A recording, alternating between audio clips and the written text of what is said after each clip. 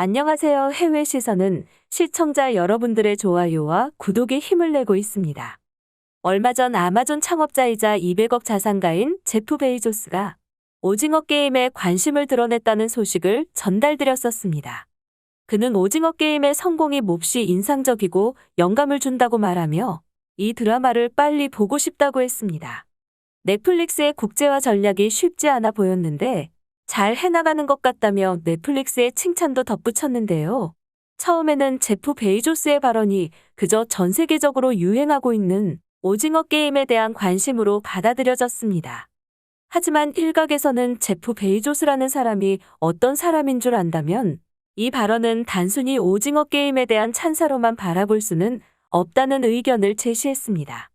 이런 주장이 나오는 이유는 제프 베이조스가 푸근한 인상과는 다르게 악랄한 경영자로 유명하기 때문입니다. 실제로 과거 미국의 한 언론은 그를 사디스트라고 비유하며 아마존이 작은 유통사들에게 무자비한 계약 조건을 내걸었다고 비판했습니다. 소규모 유통사들은 아마존을 통해 더 나은 유통의 기회를 잡을 수 있었지만 이들이 아마존에 의존하게 되자 아마존은 즉각 돌변해 대금 지급 기간을 늘리고 더 낮은 인센티브를 요구하는 등 작은 기업들을 쥐어짜는 방식을 추구하기 시작했던 것입니다.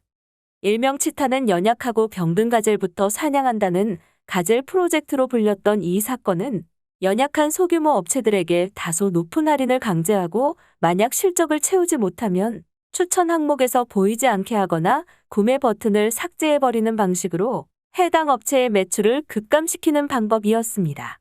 이를 두고 일부에서는 천재적인 발상이라며 추켜 세우기도 했지만 일부에서는 너무 잔혹한 방식이라는 비판이 있었는데요.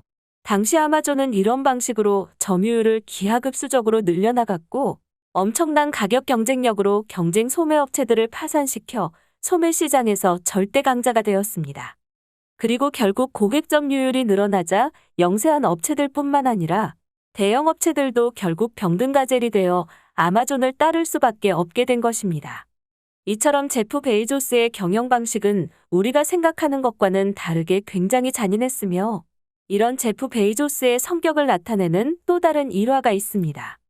베이조스는 아마존에 입사를 원하는 사람들에게 시험을 보게 했고 아마존의 시험 점수가 높은 인재들이 많아지자 시험 점수가 낮았던 기존 인원들을 해고하기도 했습니다. 또 아마존 물류 창고 직원들에게 기계적인 화장실 사용 시간을 강요하고 직원들이 일을 하고 있는지를 감시하는 전자장비를 물류 창고에 설치해 논란이 되기도 했는데 이 논란에 대한 제프 베이조스의 대답은 일하기 싫으면 나가라였습니다. 에어컨을 설치하는 비용보다 직원이 열사병으로 쓰려졌을 때 구급차를 부르는 비용이 저렴하다며 물류 창고에 에어컨을 달지 않았던 일화도 유명합니다. 이처럼 제프 베이조스는 전 세계에서 손꼽히는 부자임에도 불구하고 조금의 손해도 보는 것을 정말 싫어하는 인물인데요. 이런 베이조스가 넷플릭스에 대항해 아마존 프라임이란 OTT 서비스를 만들었습니다. 그렇게 만들어진 아마존 프라임은 미국 내에서 넷플릭스를 따라잡으며 선전하고 있었고 실제로 미국 내 점유율 20%를 차지하며 1위 넷플릭스를 코앞까지 따라온 상황이었습니다. 반면 넷플릭스는 점유율이 31%나 감소하며 아마존의 추격을 허용한 상태였고 제프 베이조스는 이때다 싶어 배너 양들의 침묵 등 수많은 명작 영화의 판권을 보유하고 있는 헐리우드 영화 제작사 MGM을 하나로 약 9조 원에 인수했습니다. 즉 OTT 시장을 위해 그 짠돌이 제프 베이조스가 과감하게 9조 원을 투자한 것인데요. 문제는 200억 원을 들인 오징어 게임이 제프 베이조스의 꿈을 산산조각냈다는 점입니다.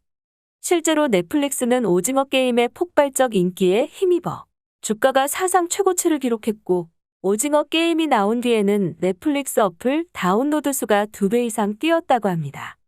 앞서 언급했듯이 아마존 프라임은 넷플릭스를 바짝 뒤쫓고 있는 상황이었으며 마지막 승부수를 위해 9조라는 거금을 들여 MGM을 인수한 상황이었습니다.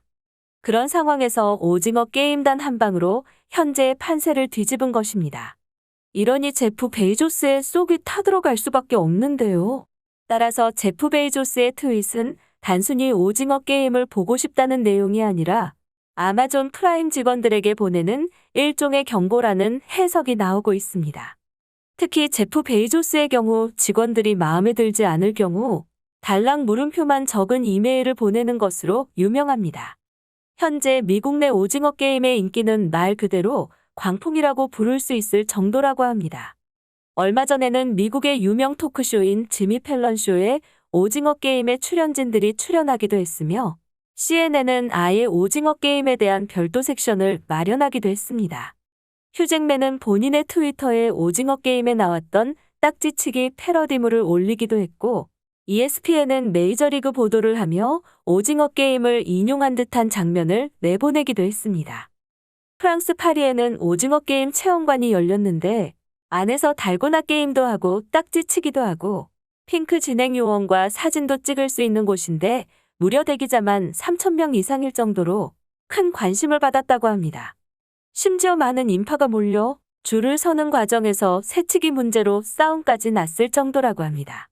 오징어 게임의 인기는 현재 불후의 명작이라고 불리는 왕좌의 게임 마지막 시즌과 맞먹을 정도이며 기존의 넷플릭스 작품들이 1, 2주 1위를 하다 내려오는 경우가 많지만 오징어 게임은 꾸준히 계속해서 순위가 올라갈 정도로 기존의 넷플릭스 작품들과는 다른 모습을 보여주고 있습니다. 이런 가운데 오징어 게임의 인기에 힘입어 판매량이 무려 7,800%나 상승한 제품이 있어 화제입니다. 해당 제품은 반스의 하얀색 슬리본인데요.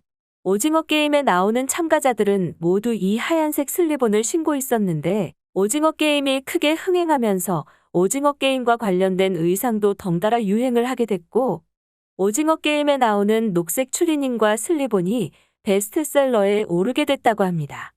특히 이 하얀색 슬리본은 오징어 게임의 흥행 이후 무려 7,800%나 판매량이 증가했다고 하는데요.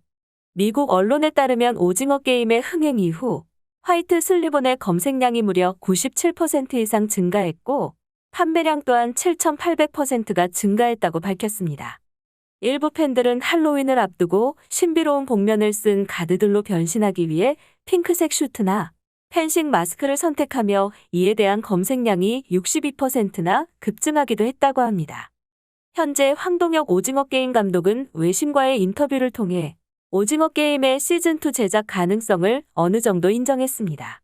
그는 오징어 게임 시즌2를 하게 된다면 경찰의 문제에 초점을 맞추고 싶다고 밝혔고 주연 배우로 출연했던 이정재도 시즌2 제작 소식에 자신도 사실 기대가 된다며 시즌2에 대한 기대감을 불러일으켰습니다. 사실 넷플릭스의 특성상 모든 컨텐츠들은 빠르게 피크를 찍은 뒤 내려오는 게 지금까지의 패턴이었습니다. 하지만 오징어 게임은 시간이 지날수록 그 위력을 더해가고 있는데요.